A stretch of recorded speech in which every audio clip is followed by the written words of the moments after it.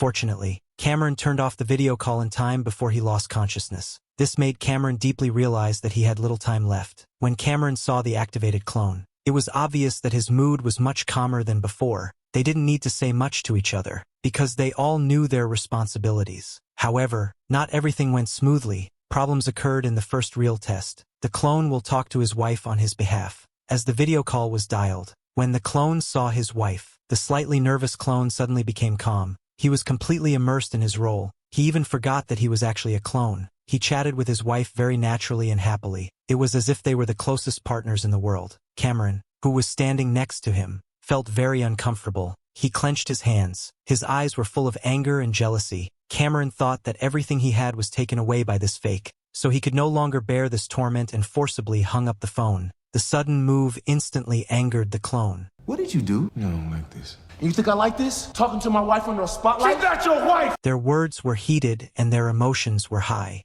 They wanted to pour out their dissatisfaction and anger. But during the quarrel, Cameron's illness recurred. At this time, the clone began to blame himself. He knew that he was a substitute, but the call with his wife made him forget his identity as a clone for a short time. This experience also made them realize that they were actually a closely connected community of destiny. The doctor comforted the clone. In fact, it was not your fault, because you not only have Carly's memories, but also his emotions and experiences are exactly the same. At this moment, you are another Cameron. When Cameron woke up from the coma, the clone took the initiative to apologize to him. In fact, they all knew that they were not fully prepared. Before being replaced, Cameron felt a strong impulse in his heart. He wanted to go back and say goodbye to his wife and son, but just when he arrived at the door of his house, his disease relapsed again. He felt dizzy and fainted uncontrollably on the ground. If his wife found out about this, all the plans would be in vain. But fortunately,